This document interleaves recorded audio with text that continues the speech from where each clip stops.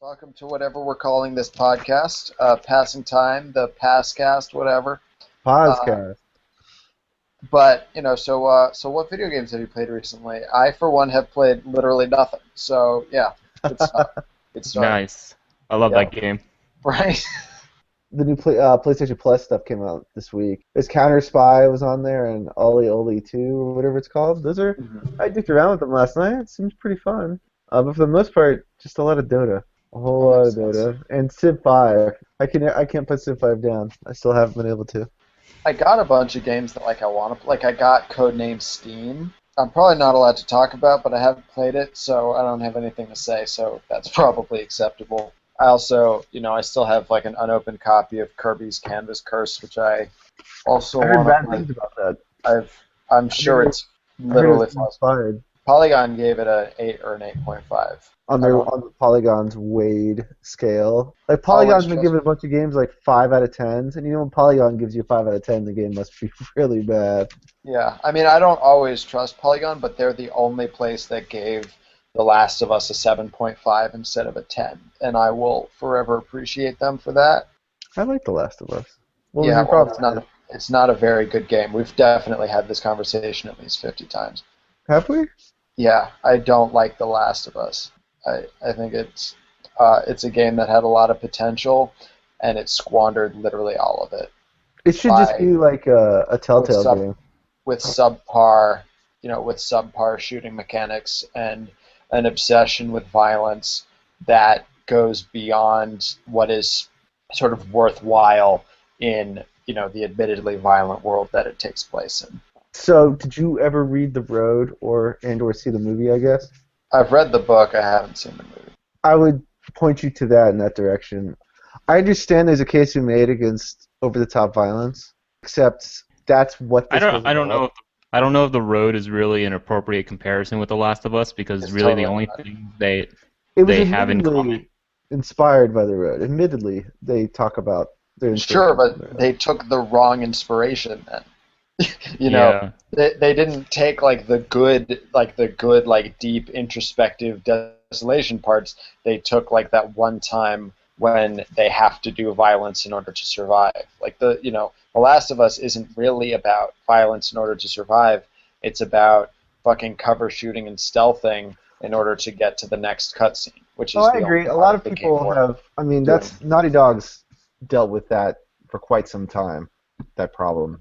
But Uncharted isn't trying to tell this deep, meaningful story about the human condition, and The Last of Us purports to be this super, amazing narrative. Or so, I mean, part of the problem is the fact that other people claim that The Last of Us is this super amazing thing, and they built it up as this the next level of video game narratives and whatever, and it's just fucking not. It's bland. It's the cutscenes are spectacular. I think honestly it's going to make a better movie than it made a video game because the best parts of it were the parts you didn't play, except the opening. I really liked that opening sequence. It was a shame that the rest of the That game didn't match helped up. really make the game, the opening. Yeah. I just did say that it should have been. Imagine that game under Telltale's direction, where they just take their new games now have no gameplay and it's all just visual storytelling. hmm The same material with a different developer might. I agree. And that's why I think the movie will be better. I mean, the writing, and the problem that Neil Druckmann is actually writing the movie is a problem because the writing really isn't all that good. I wrote a very long thing on my personal website about the fact that there's a line in it that is something to the effect of you can stealth your way through this, but but I know that's not your style, and there are so many things wrong with Well, that that's sentence. video game writing right there Right, in a but nutshell. what that means, both sort of within the world and within the game, is just that is horrible writing, is what it is, and it also totally breaks the game world. It breaks the player's connection to the character because what if stealthing is the way the player plays, then you instantly have a disconnect from this fucking character that you don't know and this other person knows. So this other person is saying, you, Joel, don't do stealth, but I, Alec might do stealth, and thus I am not Joel, and thus why the fuck am I playing this game because I have no connection to this character, etc., etc. It's poorly written, and I don't like it. It's funny you should, like, because we just talked about Telltale. Telltale's newest quote-unquote full game release was the Wolf Among Us. And that game has a very similar problem, where at the end of the game, much like always with Telltale games, you are basically put on trial for the previous actions you did during the season. And Bigby, which is the main character, is treated like he's awful and has done some awful things, and he's quick to violence. Except you have been playing Bigby for the last 5 episodes, and if you chose not to do any violence and just be a nice guy like I did, the trial comes off like a giant disconnect from your Bigby. And when I reviewed The Wolf Among Us, I had problems similar. So I can understand your sentiment on those specific line and those feelings from The Last of Us. But I am one who kind of does like Naughty Dog's gameplay style. It's better than Bioshock. Better than Bioshock Infinite. It is definitely not better than Bioshock Infinite. Bioshock Infinite is just move from one battle arena to the next. And then so is The Last of Us, guys will chase after you. But at least Bioshock Infinite is silly. That's true. It's true. And so it's like, there are a lot of very valid arguments to be made about the fact that Bioshock Infinite is too violent. And doesn't really make sense in its own context, but at least it's fucking silly. Whereas The Last of Us is, shooting gallery after shooting gallery with conveniently chest-sized boxes, but it's in this ostensibly very realistic and desolate world. It isn't. It's just a bunch of fucking shit for you to shoot or use flamethrowers on. Honestly, the best part of the game is the part where you have the flamethrower, and that's legitimately fucking stupid. The ending, you mean at the end of The Last of Us when you finally get it? Yeah. Yeah. And it's like, seriously, I'm using a fucking flamethrower? Like, come on. This. I know it's a video game, but don't be a video game. Yeah. I have a lot of problems with The Last of Us, and I have some problems with Bioshock Infinite, but I really, really liked Bioshock Infinite, and I really liked the statements Bioshock Infinite made about video games and about genres and about Bioshock as a franchise, and some of it was convoluted, or a lot. It was totally convoluted, and there was a lot of really, sort of esoteric shit in the fact that you needed to listen to all of the audio logs in order to really get the narrative. It's bullshit. Yeah, but I don't have a problem with that. I mean, that's how Bioshock 1 essentially was. That's how, like, you want to talk about having to fucking listen to every audio log. I'm a huge Dark Souls fan. It's like the plot of that game is only discovered through reading item descriptions and finding obscure characters.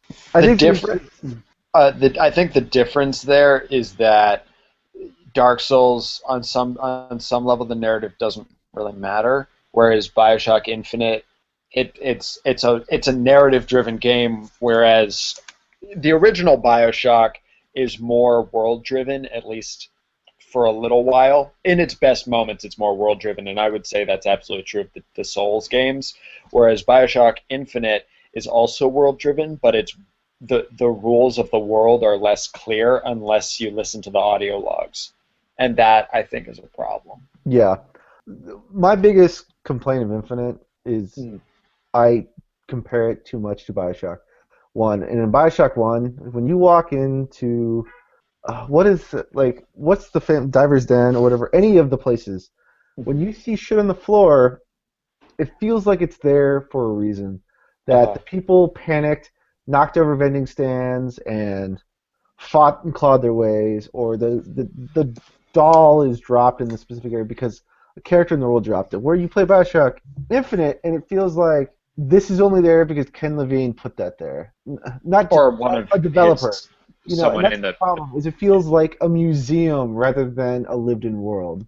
And I know it's a stylistic choice for Infinite, and it just didn't work as well for me. Did you read that 17,000 word review I told you to read? I'm on chapter 2 of it. So still talking about the box art? Yeah, I don't. The problem with that is it's on a black background with white text, and I hate that. It hurts my eyes. Save it to Pocket or whatever, so you can read it in a. Yeah, I should. Joe, did you play any video games last week? I actually played a few of them, actually. Oh, tell Um, us. okay, sure. So the first one I've been playing, I am playing at the moment, is called Under Night in Birth. What the Does fuck anybody is know that that? one? Yeah, I was gonna No. say I've never heard of that. It's essentially, are you guys familiar with Melty Blood? Nope.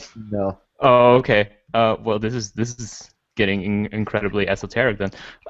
Essentially, it's an anime fighter by a company, I believe it's called Soft French Bread or something like that. Soft It's French bread.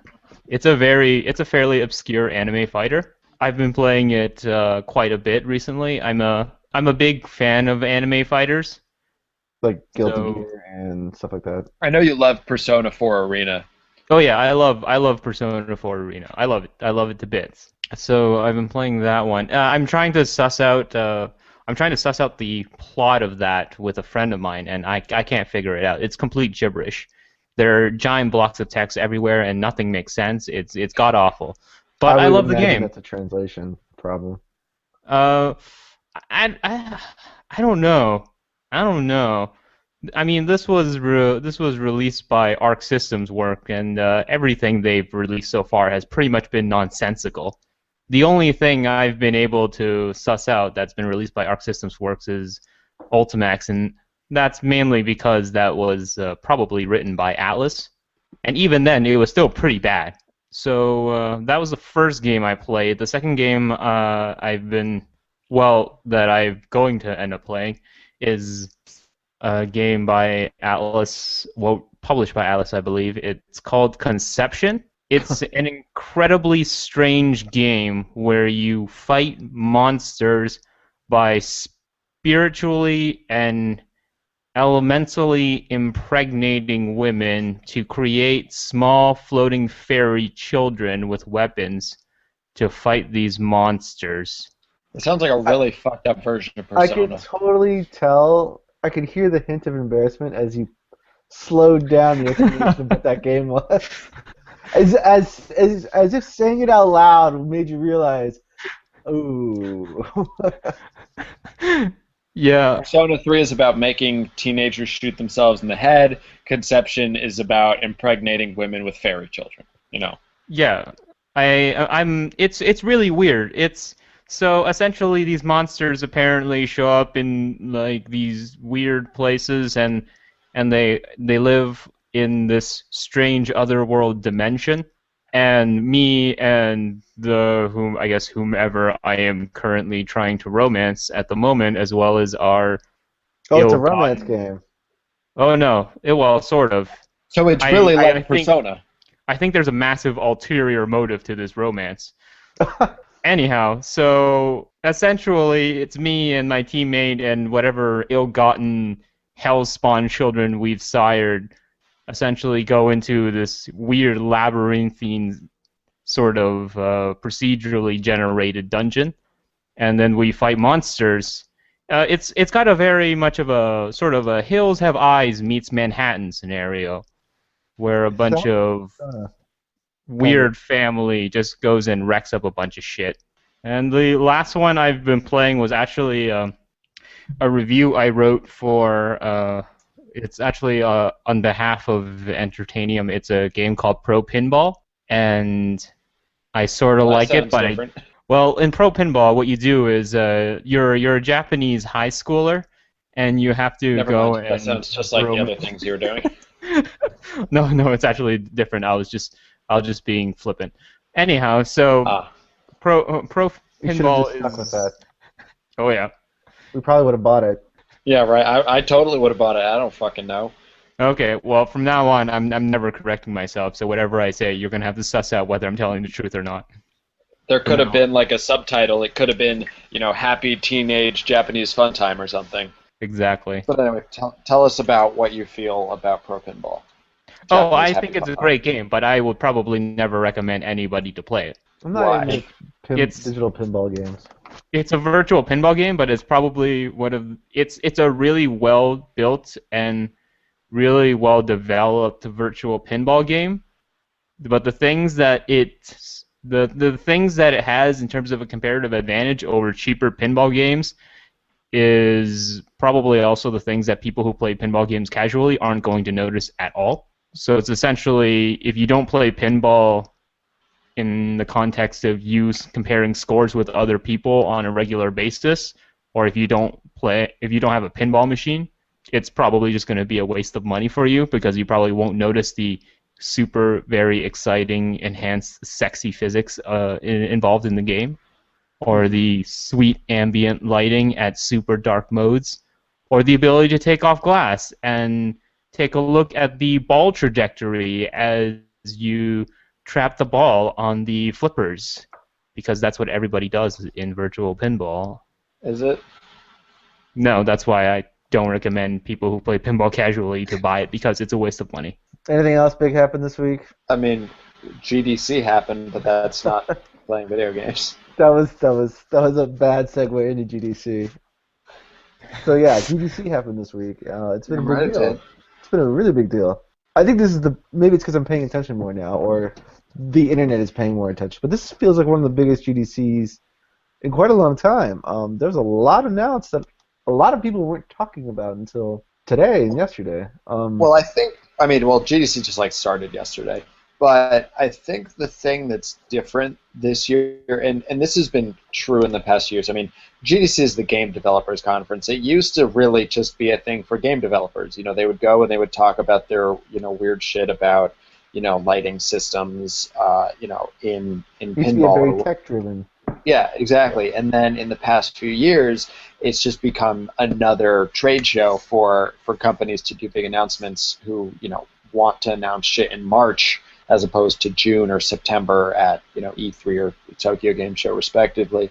It's just become another time to do that. And admittedly, most of the things that were announced have been more tech driven, like engines or new versions of hardware or the Morpheus or whatever. It is still a step away from what it used to be. Yeah, but that's what I mean. They're announcing new hardware and free engines and updates to these engines, and people are losing their minds online. And not just that, it feels really exciting. I don't know, maybe because the last 2 years of the hardware side have been rather boring from a consumer perspective, and a lot of more people are aware now of the development side of gaming due to accessibility from the press and engines just now being more available to people. And I think the fact, we talked about it a little earlier, the free Source 2, Unreal, and Unity. Unreal announced, I think, ahead before earlier because they might have caught wind that Source was going to be free, and with Unity already free, I think it's a big deal. I think it's a really big deal. What's going to be really interesting is seeing what Source 2 is, because, Source has been showing its age for 5 years.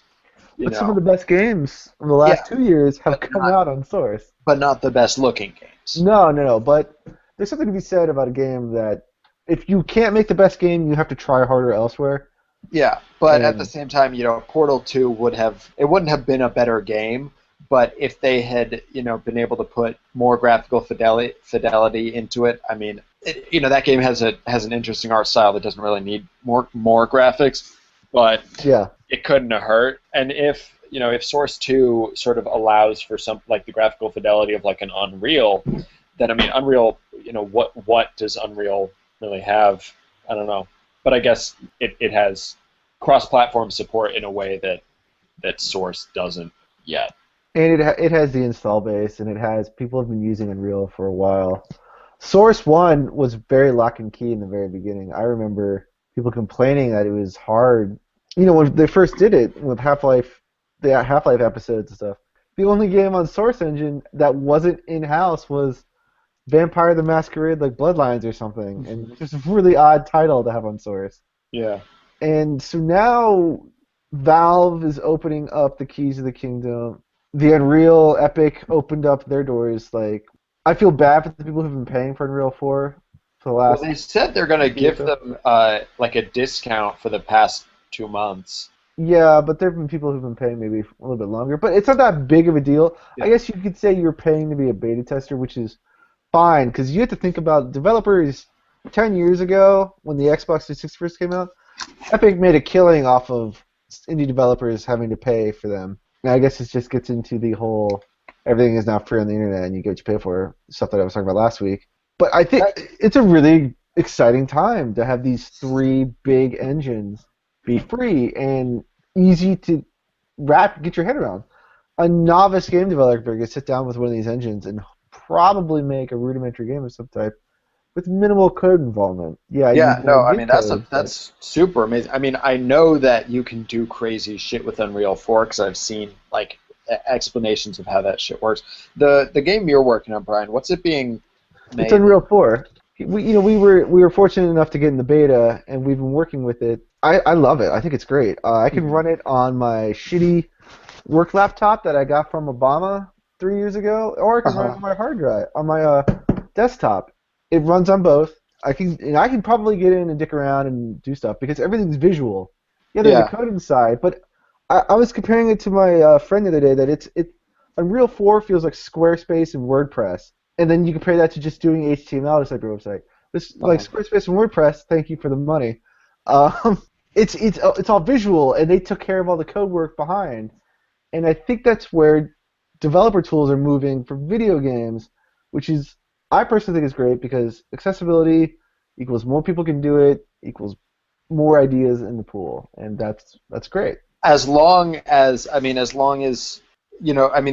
the downside is that that means a whole lot more shit, which makes it harder to find the good stuff. And I'm not, I would never advocate for less choice because I think it is amazing that now pretty much anyone who wants to make a game has the tools. Like there's on some level there's no longer any excuse to just fucking Well, do it. you are completely right there. And you look at Steam, and yeah, there's a lot of bullshit on Steam. But I don't understand people going after Sarkeesian or bitching about social justice warriors saying they're taking away our video games. Any fucking genre, any type of video game you can find right now on Steam, on GOG, anywhere.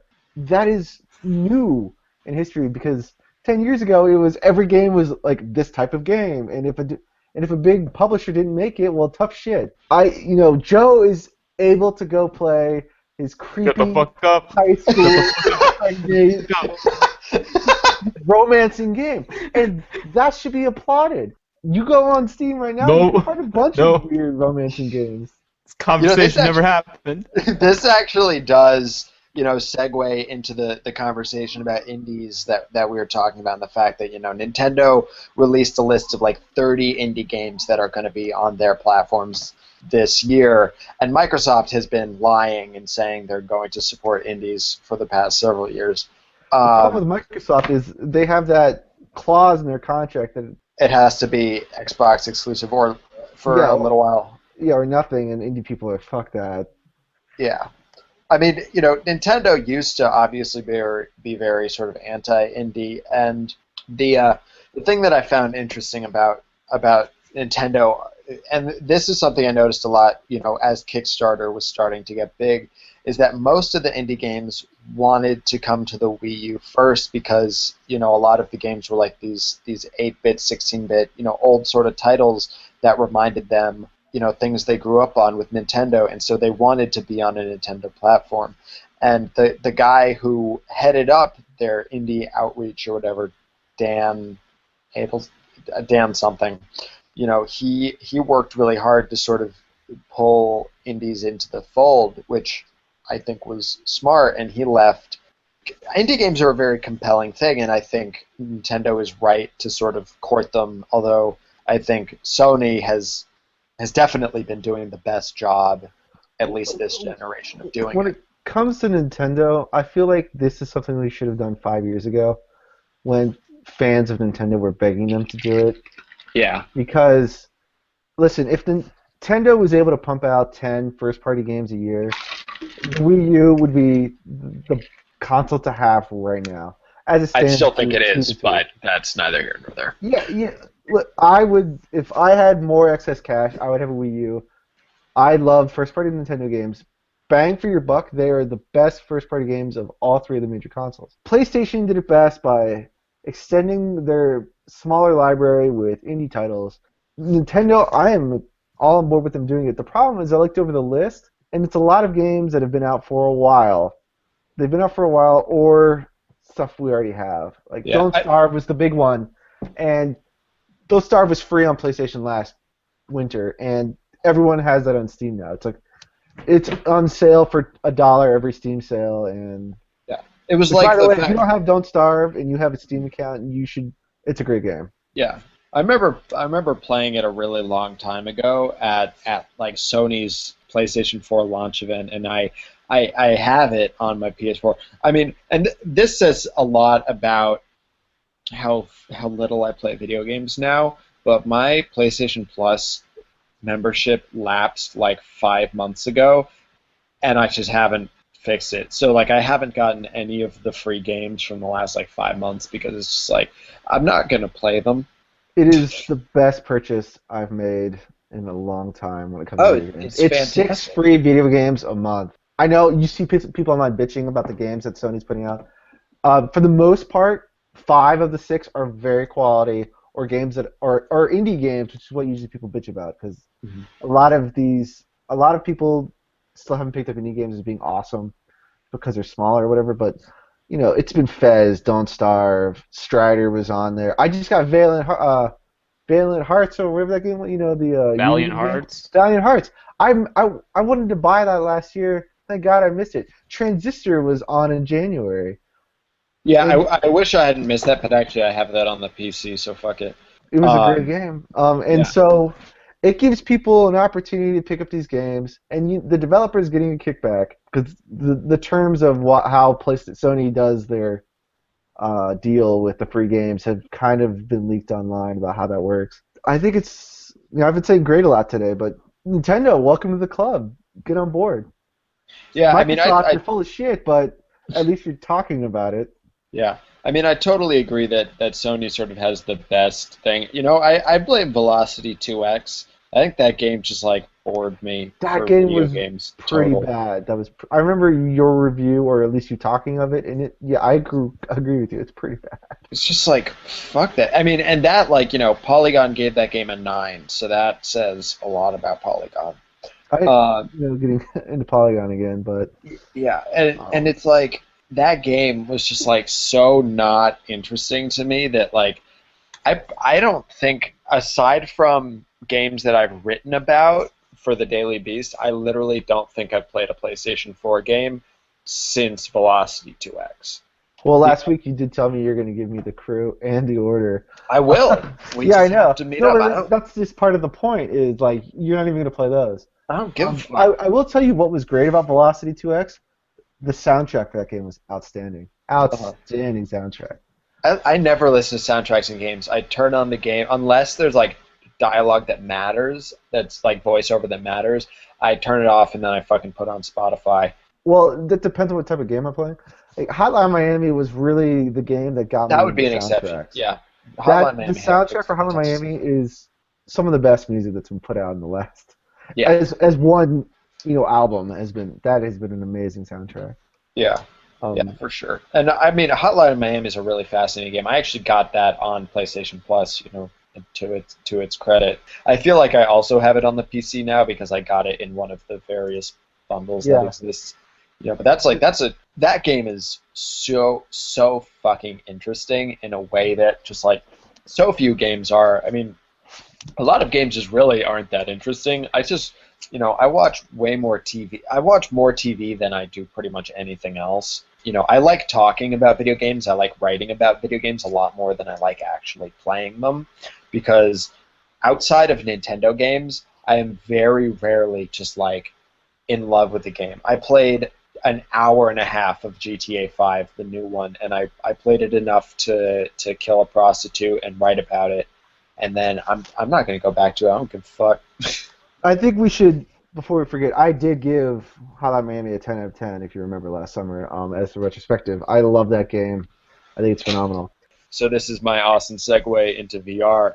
I played the first version of Project Morpheus, and that shit's amazing. Like that shit is literally fucking incredible, and there is no experience that can really adequately explain just how cool it Man, is, this Sony circle jerk is really kicking off to a good start. right? Uh, from Except fuck The Last of Us, which is, so or I've one of yeah, Sony's big things. I've talked to several tech industry people about I demoed the Oculus last year.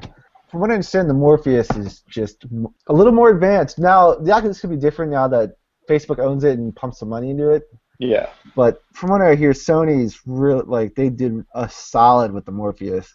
Yeah, Um, and the Morpheus new version sounds fucking great. I mean, the thing about when I demoed the Morpheus, there were two demos. One of which was just like this. You're on a longboard slaloming down like a highway, and you move your head, but like this car rushes by you, and the headphones are directional, and you just hear it go by one ear, and you're just like, you feel like you're there. There's another one where it ends, and when I did the Oculus demo, it actually ended in exactly the same way, which was a lot less impressive than when it happened to me the first time. But like this dragon fucking comes down, its mouth opens, and it lunges at you, and it's just like it's your entire field of view. The scale that's possible in VR, like literally having to look up at an enemy that is the size of a fucking building.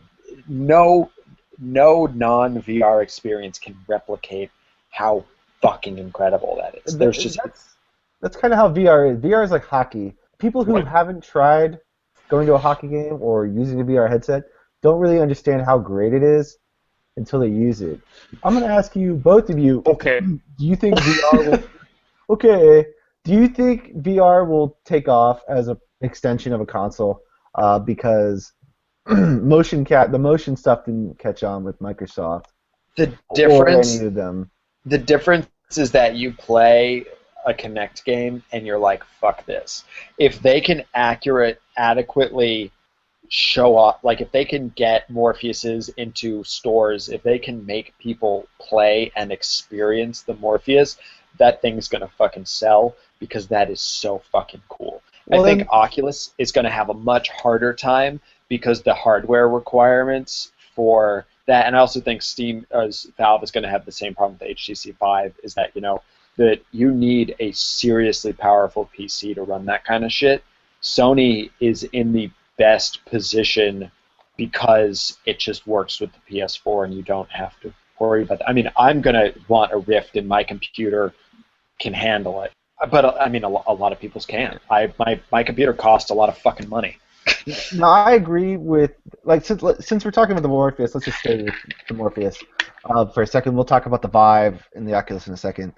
I agree that Sony's in the best position, but the price point, it has to get to maybe a 50% install base for it to be considered success from a developer standpoint. 30% at the minimum, probably.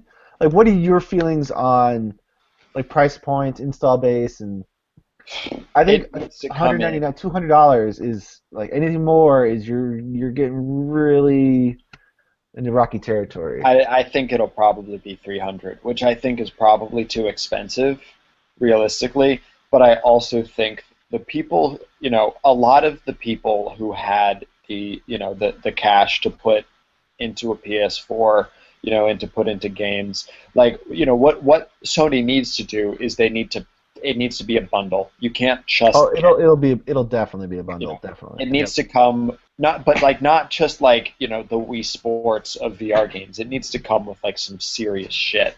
I was gonna say, well, Sony did release specs for the Morpheus this week, which is the first time they've kind of done that. They said latency under 18 milliseconds, which is less than half of the last generation's Morpheus.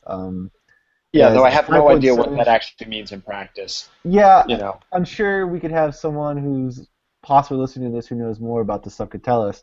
no one's But listening to this. it's a 5.7-inch screen with quote unquote about 100-degree field of view, which is probably 97 degrees.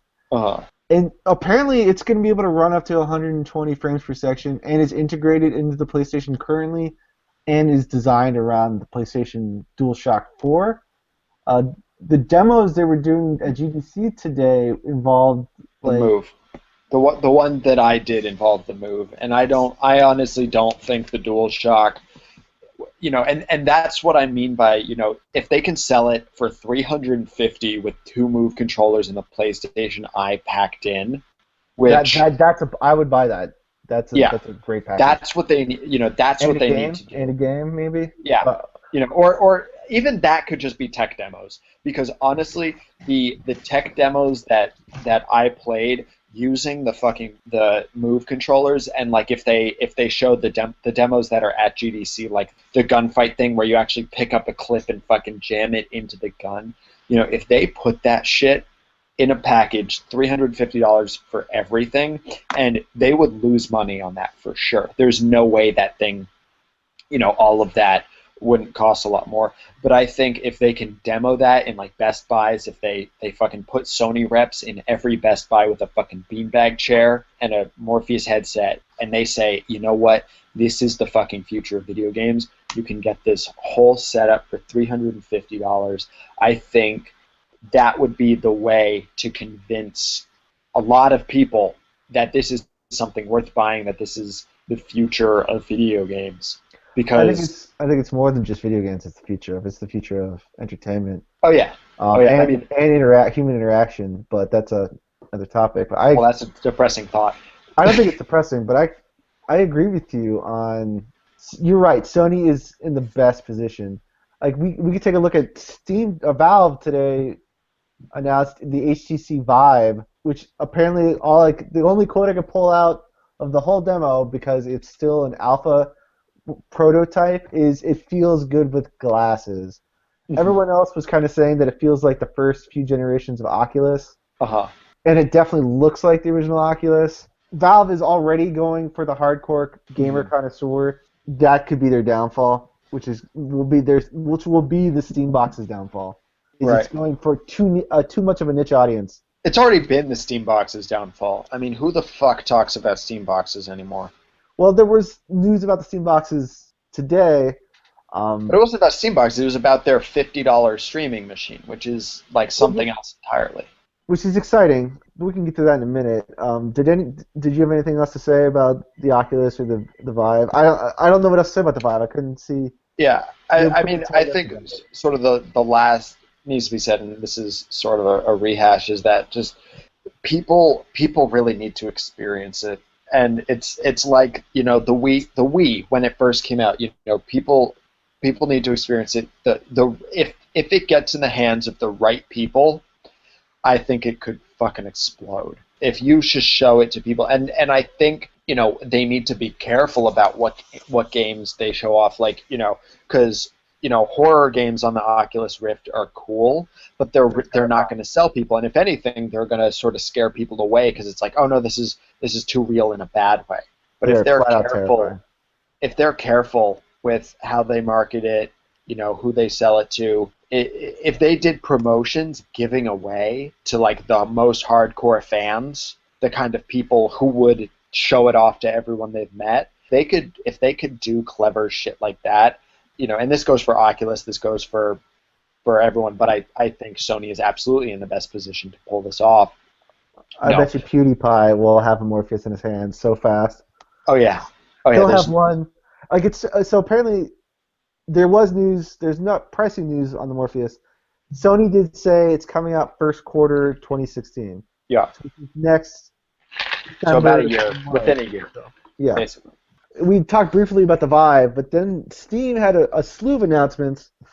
There's the hardware controller, there's the Steam Link, which you just mentioned, and the Steam machines were on display at GDC. You were talking about the controller before we turned the stream on. What do you think about the controller from Steam? I need to play it, but I think it's dumb looking. The addition of the analog stick makes it. I like symmetry, and it's just like one analog stick. We haven't had that shit since the fucking Dreamcast. Like since the Nintendo 64 controller. Well, the Dreamcast came out afterwards. So but like since then, we haven't had that, and I can understand why they went with that instead of a D-pad. But like a good, now they don't have a D-pad, and they're kind of working around that with their But like, roll pad thing, whatever they're calling it. yeah, but really one of those is more. That's more like an analog stick than it is a D-pad. You know, a D-pad has like a very particular feel to it, Yeah. and not having one. I mean, they couldn't put one in that controller. Like it wouldn't be possible. They can't have both an analog stick and a D-pad. But I think fighting game enthusiasts, not that they were ever going to adopt that controller as opposed to like a fight stick. Even like old, playing old, side scrollers or whatever. Like I will never play like a platformer with that controller because I want something that has a D-pad. Even though I very rarely use D-pads, I need the option because when you're doing like these the very particular jumps, you gotta use it. I You need think that there's precision. a case to be made for the controller, a versatility case. It's got more buttons than your average console controller, and it's designed to work on a wider range of arrays. Joe, do you have any thoughts on the controller? Have you seen it? No, I haven't seen it. Okay, That's good. my answer. I'm gonna fucking send a link right now so you won't have that bullshit excuse anymore. Yeah, I linked it in the pre-doc. Valve did announce that the controller will be $49.99, and every Steam machine must come with a Steam controller. I think the biggest news from Valve is the Steam Link. That is the most intriguing thing for me personally, as someone who has like 300 games on his Steam account, but that hasn't hooked up his PC to his TV. And the Steam Link is part of the streaming technology wave, and I think Yeah. that's really cool. Yeah, Okay, I see it now. I hook up my computer to my TV so it doesn't, the Steam Link doesn't do anything for me. But the fact that it's $50, I think that's the killer. That's great. Like the NVIDIA Shield, is like several $100s, and it will also do that. But it's like that, that price is just like unacceptable for that. But fucking $50 to be able to stream your Steam library to your TV, that's awesome. That is the perfect price point for that. And if they could do like a $75 bundle with the Steam controller, that would be all the better. Yeah. I think, and it's the best. I think when Steam first announced their Steam machines like a year and a half ago, immediately after, like a month later, they also announced the streaming box. And in my head, I went, "Fuck the Steam machine! Just give me the streaming box. And I'll Yeah. plug it into my TV. I don't need to go buy another console, a Steam console." And I think the Steam Links will outsell. I think they're hedging their bets. Mhm. And the Steam Link will outsell the Steam machines by Yeah. far. I think I think the Steam machine is irrelevant now Yeah, exactly. I because agree. all it does is just play Steam things, and it has its very specific use cases, and especially if the Steam Link allows you to put apps on it. Like if you could get Netflix and shit on it, like then it's then that could become your one box. That could be the one thing you need, and then if you want a better Steam Link, you fucking upgrade your computer that you're already fucking using. Like Yeah. that is genius. You say Netflix and Hulu is most modern TVs these days come with YouTube, Netflix, Hulu, and Google already installed on them. That's true, but not my TV doesn't have it. Yeah. Then again, Okay. I have a Wii U, a PS4, an Xbox One, and I can hook up my TV. So I actually use my Xbox One and my PS4 primarily for Hulu. I don't play video games. My PlayStation 4 is the best Hulu streaming box I've ever had. Yeah, it's but I do great. play video games. I don't play as much as I used to. But I'm almost in that same boat where I'm streaming media off of my boxes. Yeah, right. Joe, now that you've seen the controller, what do you think? I think it looks ugly as shit. Yeah, right. Valve did say that that's not the final incarnation, but that's close, and it is kind of ugly. I don't know how agree. you make that pretty though. It's like a Remember giant the original clownish PlayStation 4 motherfucker. controller and the other Xbox controllers? They were ugly and weird, and The thing that makes it really ugly is that analog stick protruding from that weird spot. Like that's really the thing that just makes it fucking ugly. There's no like nice symmetry or whatever. Like when it was just a D-pad, it sort of worked because it was this flat surface. Now it's a flat surface with a fucking nipple. putting out of it, and it's like a one-titted So controller, and it's like I so don't know that if should that's work well shit. for Joe, is what you're saying. Yo, what the hell? I This looks just like something that Mad Cats would make, right? Doesn't it? Yeah, kind of. And Ew. speaking of Mad Cats, how long before Mad Cats makes their own VR headset? These are the questions I need answered. Let's get Mad Cats on the phone right now. When are you gonna make your knockoff VR headset? I don't think they'll ever do that because the R&D involved is so ludicrously high, and the margin. I'm sure the profit margins are going to be razor thin. Oculus will almost definitely be selling it at a loss because now they have Facebook behind them and they can do that because to them getting it in people's hands is more important. I think Sony will probably do the same thing.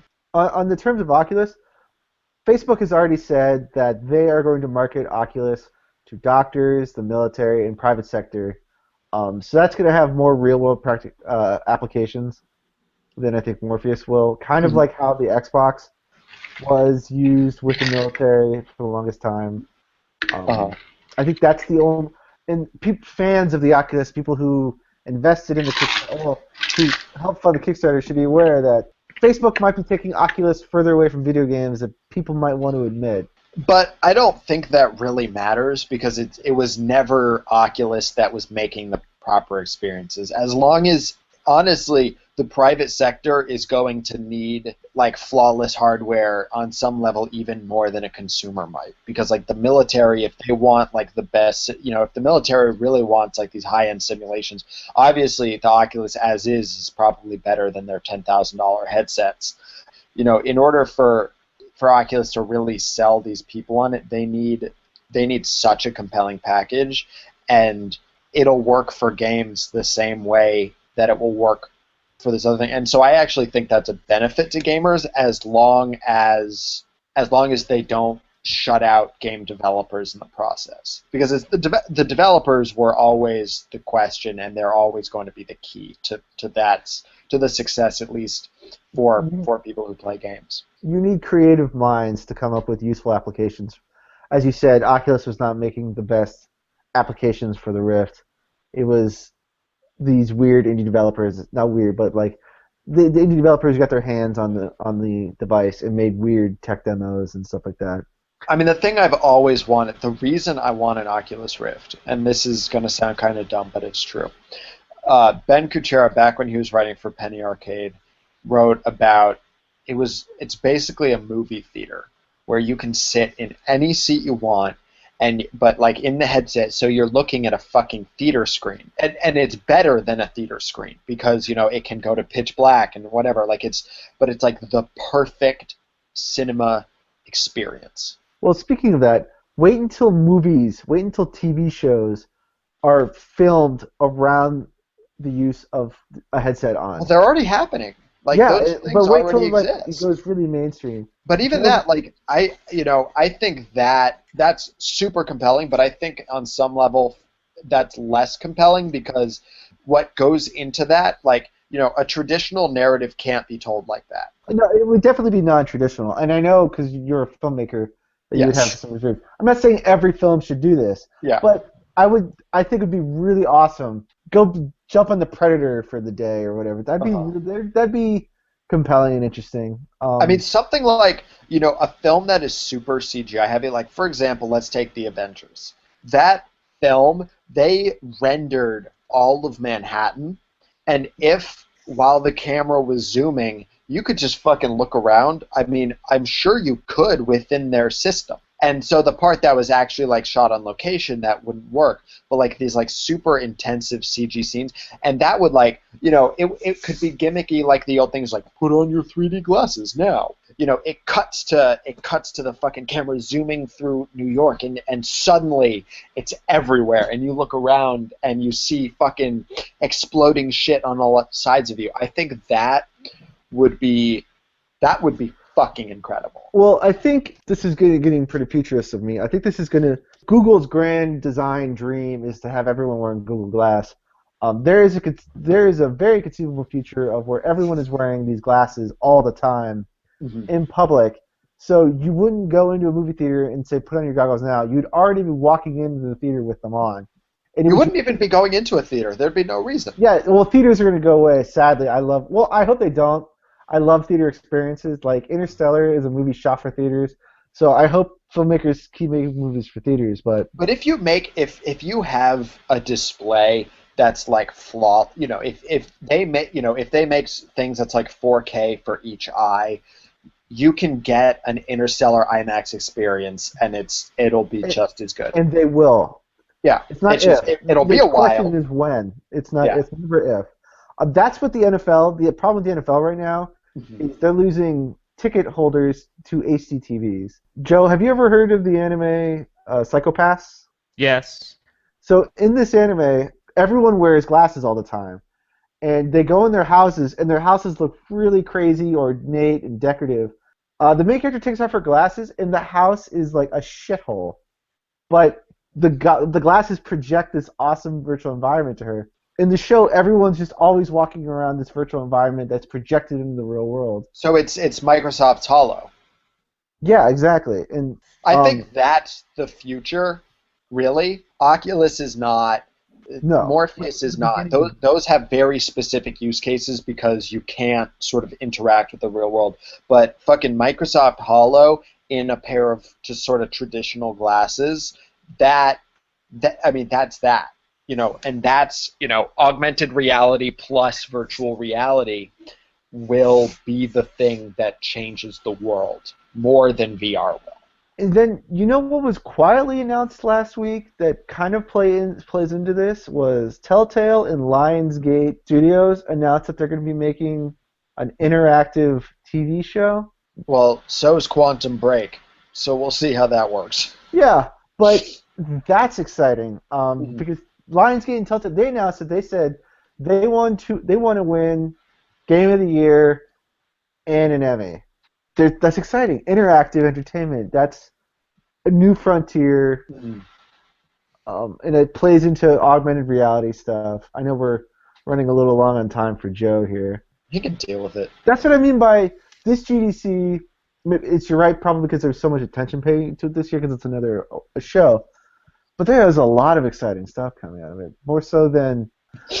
Do we want to talk about the NVIDIA console called Shield, the NVIDIA Shield? Well, the new one. I mean, I think the most interesting thing about it is that it is now technically the only 4K console Yeah, aside from like it's powered by their Tigera X1 processor, which is supposed to be the most powerful processor.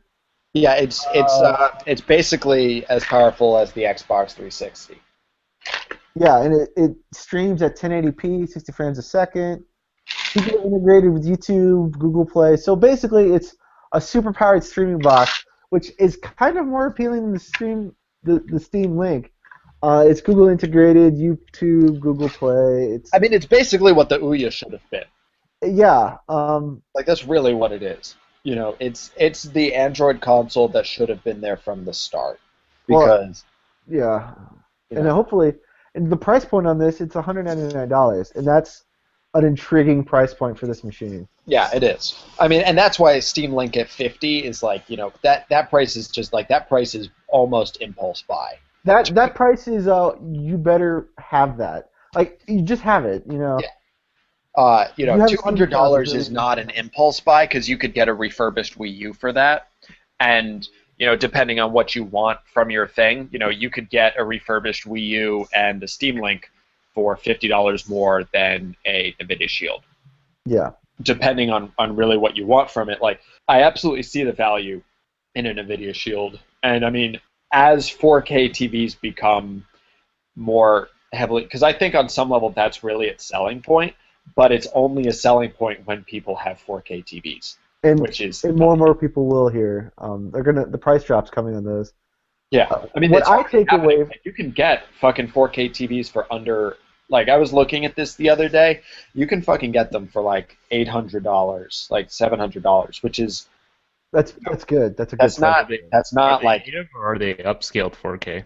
no, they're like legit UHD TVs. Okay. They're not like the giant ones. They're really the size where 4K isn't even necessary. but they exist, and that in and of itself speaks volumes about 3D TV's dead. 4K, 4K will become the standard eventually, and I honestly think that the standard, I think 4K is kind of the end. Like I really do, because at this point you can't see the pixels anymore. Yeah, I was just about to And say, studies have shown that the human eye only goes up to like 460, right? yeah, or something, but like, No, and the human eye goes up to 310, which is why a Retina display goes up to 326. yeah. And the Palmer Luckey of Oculus said that people will still, until we get 8K displays right up against our eyes, you will always see sort of imperfect details. But I think for like a TV, it'll never go past 4K. People won't be able to see the difference, and I think at some point, like, cameras are gonna stop recording at higher formats, because like, why would a camera record at 8K except for theatrical purposes? But even that, like, the Arri Alexa shoots at 2.8K. That is the best digital camera on the market. They can upscale it to 4K, it's fine, but like, the best looking movies, fucking Gravity was shot at 2.8K, and you see it on an IMAX screen and it looks incredible. You don't need high resolution. The Red Dragon shoots at 6K, and that's useful for framing, for being able to reframe shots after the fact more than it is for any real practical thing. And I think 4K is really sort of the end of the line, because unless you're talking for like really jumbo things, if you look at a 4K TV next to a bunch of 1080p TVs, you can see the difference. But when there's a 6K TV next to a 4K TV, or an 8K TV next to a 4K TV, I don't think anyone will see the difference, and I don't think manufacturers are even going to try. Unless the robots in the audience can see at higher resolution. I mean, when the robots start making enough money to buy 8K TVs, then the robot-made 8K TVs will be bought by robots, and then we'll have hit the singularity. Well, Jobs making 8K TVs for robots. I'm very excited for that. Yeah, it'll be great. But what I really took away from, and taking away still from GDC, is that Sony, Microsoft, and Nintendo need to get their shit together. There's going to be major challenges coming at them over the next 5 years.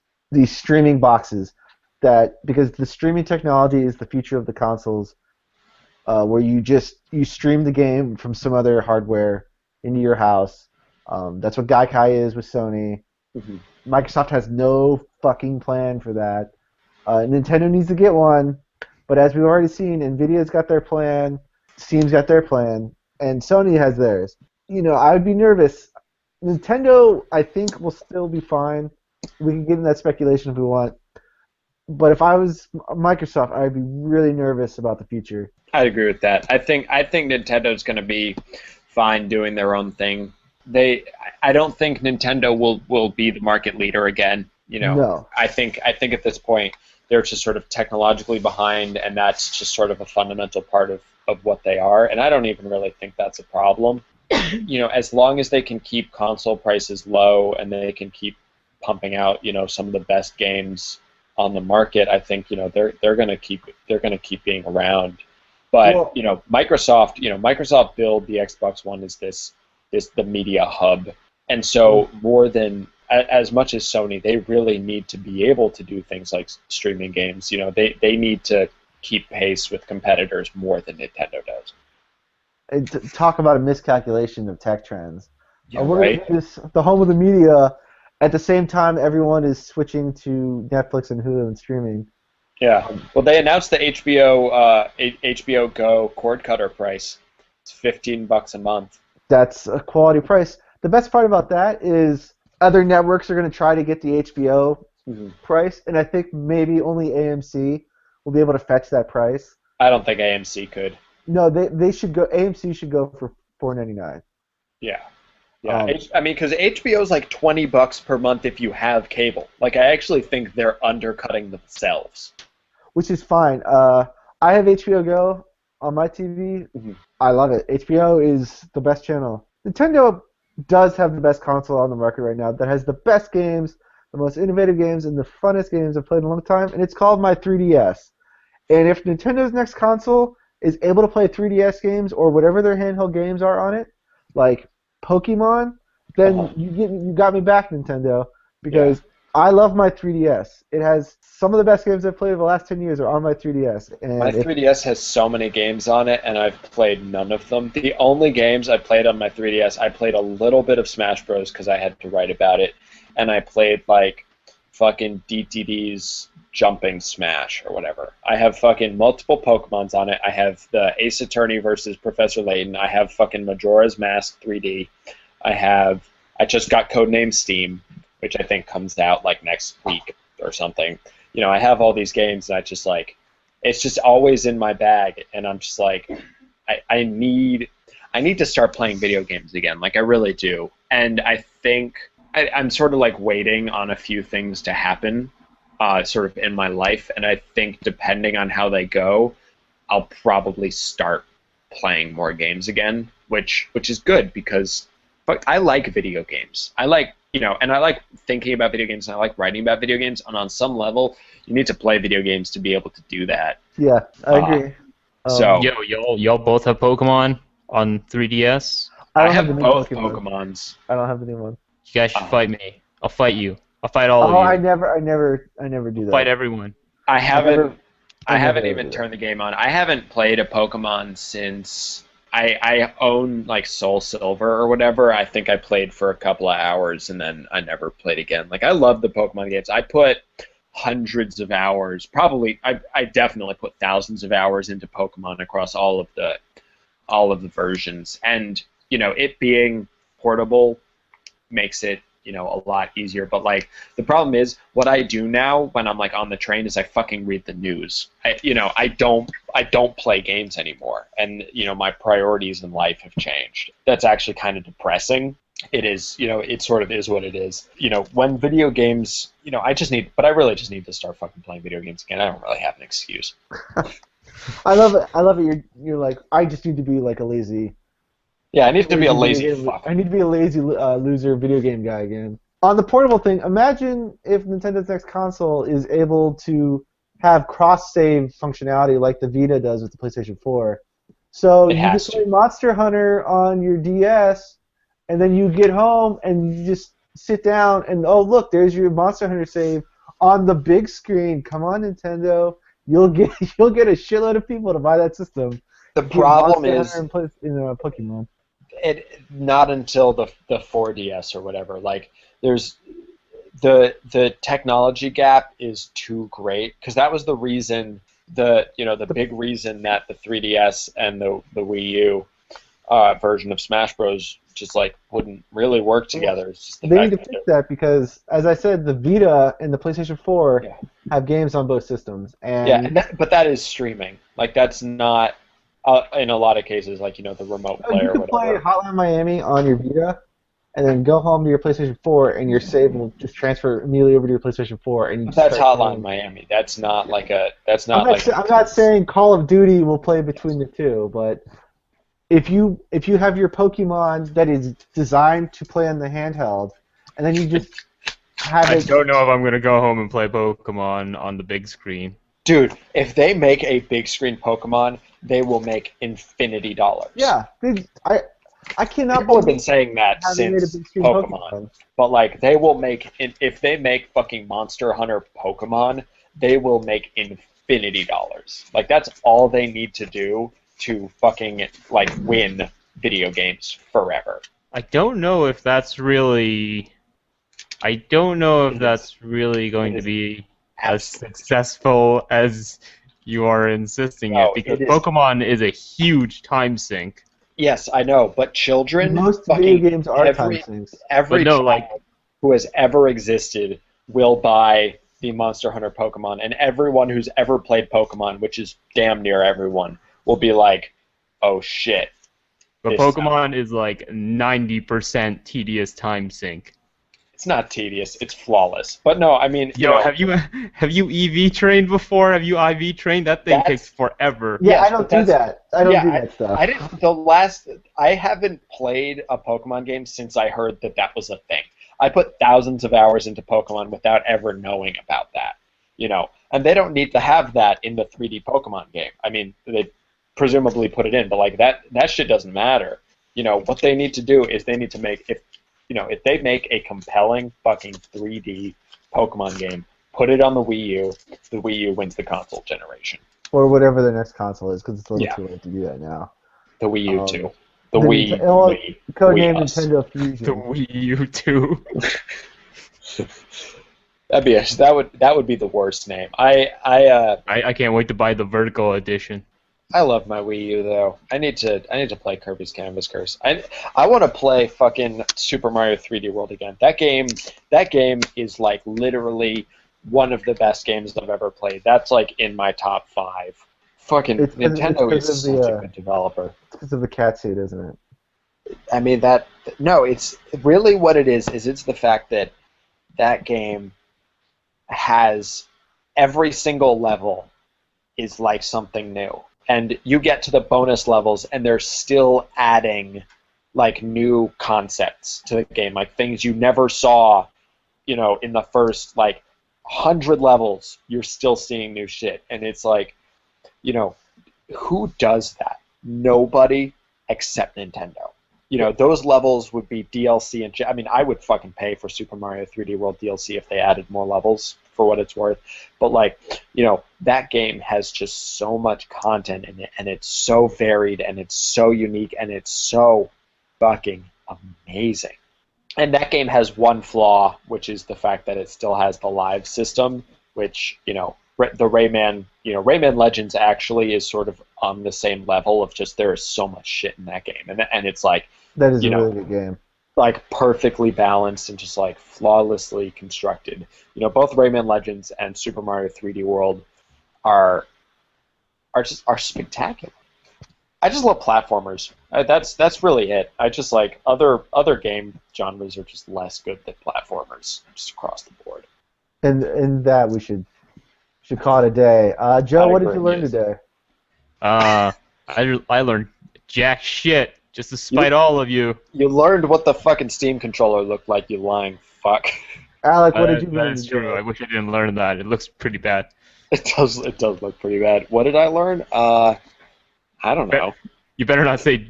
You better not say I learned Joe's a creepy fuck. Oh yeah, no. Actually, I was about to say I learned about weird fucking anime shit from Joe. And I learned that we're Sony and Nintendo fanboys. Good night, everybody. Good night, everybody.